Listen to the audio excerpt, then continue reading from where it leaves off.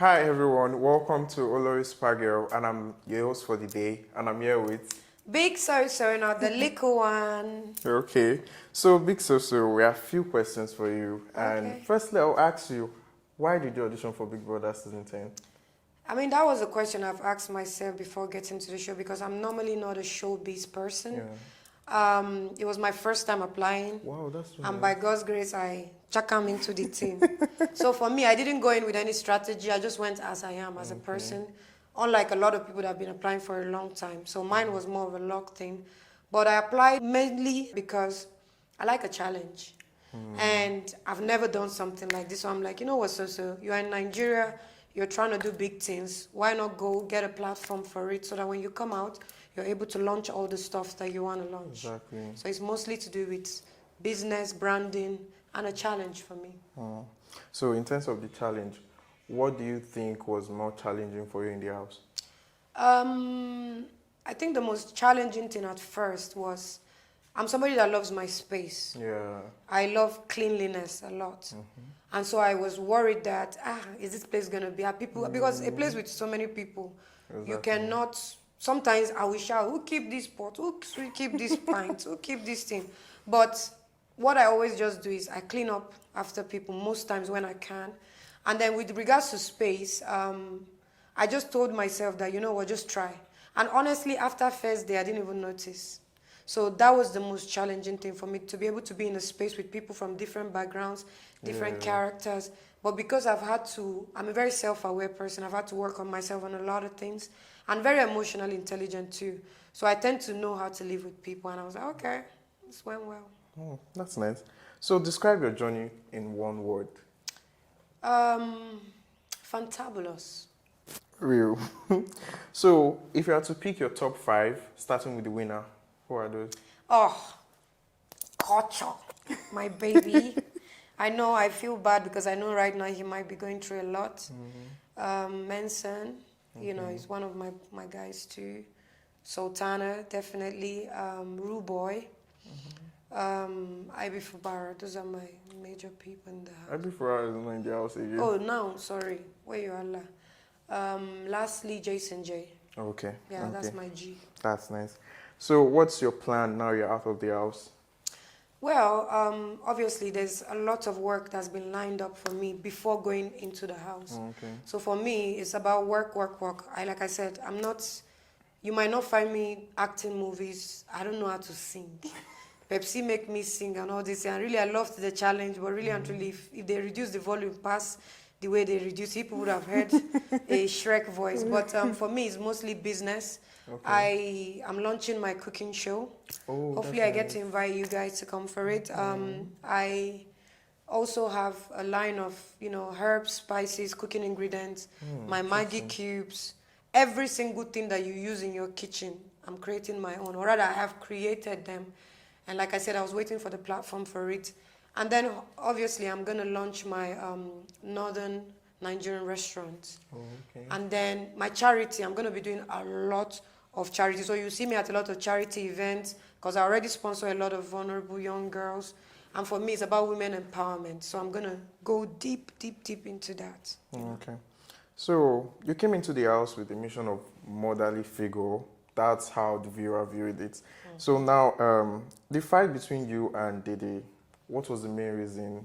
Do you think you were acting, or was it your strategy, or you just wanted to just bring up drama that day? For me, first of all, with the motherly thing, I don't think it's a crime to be a mother. Everybody came through a mother. And most people love their mother. Hey, my mommy, mommy. But I am not a physical mother yet. Like I said, I own a charity where I'm an adopted mother to a lot of girls currently. And, coming from northern Nigeria, we usually have a lot of siblings.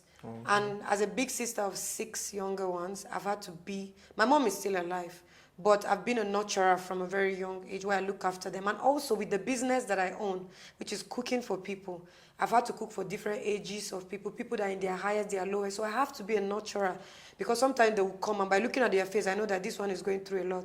And once they eat, there's this upliftment that comes from it. So naturally, I'm a nurturer. On the part of Day, it's not my mission. It wasn't planned. It wasn't anything. I had gone with calmness to speak to her about certain things that I felt like I wasn't comfortable with, and because I wanted to be cool with her. But it was her response that led to the whole outburst. So I wouldn't have had that outburst. I wouldn't have even spoken to her if her friend didn't come to me to say, you know what, speak to this person and address that, because I noticed you're not that free with her. Because really and truly, I'm cool with everybody in the house. Okay, that's nice. So you had an heat moment with Faith and Diddy. So what do you think is your lesson within the whole misunderstanding?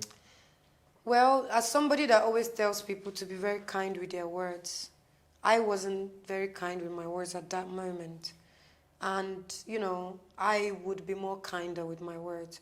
I'm not an angry person. If you get to know me in person, like real life, being locked up in that space does a number on you, to be honest.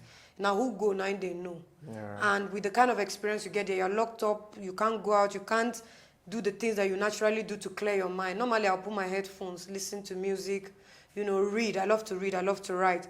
But because I've bottled up so much emotions and stuff, and you just have that one moment where you just, bah. With the whole faith thing, it was a thing of cleanliness. You cannot say because you clean bathroom, make other people not use them.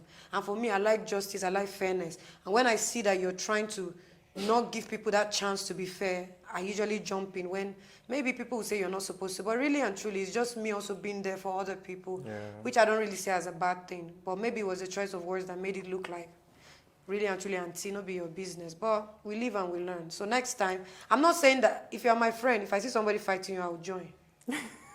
I will join. I'm just being honest. You will support her? I will support, but it's just that I'll be more mindful with my words. Yes. Yeah. So, talking about friendship, your friendship with Tracy, what do you think? Was it like misunderstanding or betrayal or something that you overreacted or something like that? With Tracy, I don't know what you guys got to see. Like I said, I won't just get up and be mad. It was a thing of, I feel like if you're my friend, because she was like my first friend in the house. And I usually don't use the word friend loosely, especially when I've not gotten to know you. But I just seen her, and if you see from my choice of friend, I pick people like myself that are quite reserved and calm. And that was what I first saw in her. So I felt like, you know what, let's do this. But then there was a situation where Victory openly spoke to me anyhow in front of everybody, which I didn't do nothing. And I felt bad that my own friends couldn't stand up for me. And then you're not coming to me in private later to ask me if I'm okay. How you go to ask me that kind of question? You get? So I felt like that's hypocrisy. You shouldn't do that. And that was why I got mad and I reacted. And then I felt like immediately I went to her and I said, look, I'm sorry that I didn't answer you when you asked me if I'm okay, because I said, do I look like I'm not okay? And that made her feel offended. And I said, the reason why I was unhappy is because you didn't have my back. And instead of apologizing, she wanted to make a case about it and you to apologize. And I'm like, no, that's not how apologies work. And I was like, you know what? I beg, they go. Me save, they go. But when I now later see you talking to people, and then Rude Boy is coming to me, Kocho, Tega, everybody's talking to me. I don't like that. We are in the same space. Come and say, Soso, this is how I feel about you, especially if I see you as a friend. But you didn't do that. And then I got mad at that and I went to her, I said, please, do not be speaking about me to people, because really and truly, I'm not doing that about you. I'll come to your face and address it. And then for me, before I do things, you must react. And the way she now spoke back, that was what led to, the back and forth, which I honestly don't even remember most of the things I said to her. And I apologized to her 3 times after that. After I reflected, I'm like, no, this is not good. And it wasn't a thing of betrayal. It was just a thing of you were not there for me when I needed you. Now you want to come to me in private. Don't do that. And since then, we've not really been friends. We're cool, we talk, but you will not see us pally, because I kind of felt like maybe I fuck up with my words. And for me, if I do that to you as a friend, it depends on you too, because Tracy took 1 week to talk to me, even after I'd apologized, which is okay. Everybody has their pace of how they get to react to things. Very, very much okay. But for me, 24 hours, if I fuck up, tell me, I'm sorry, we move on. But if you give me that long time, I've already registered so much in my mind that you know what, is fine. You don't really want this friendship. And so that was mostly the case. Okay. So if you are given another opportunity to go into the house, what do you think you would have done, or what do you think you would do differently?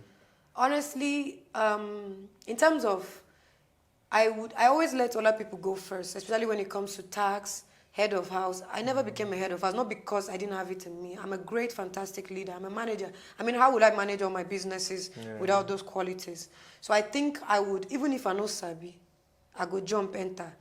I will go and do it, because really and truly, I took a step back and I let certain people do things because I felt like maybe they are very much good at it. When it comes to things like kitchen tax, hair tax, so everybody wants me on their team. But when it comes to all those strong things, I couldn't really do much because I'm a very soft girl. You know, I mostly do yoga. I don't do all those. So I took my gym time serious because I wanted to build muscles to be able to do all those crawling, all those type of heavy stuff. So I think it would be more energy. I don't know where it will come from, but I know it's inside somewhere. So it's more of that.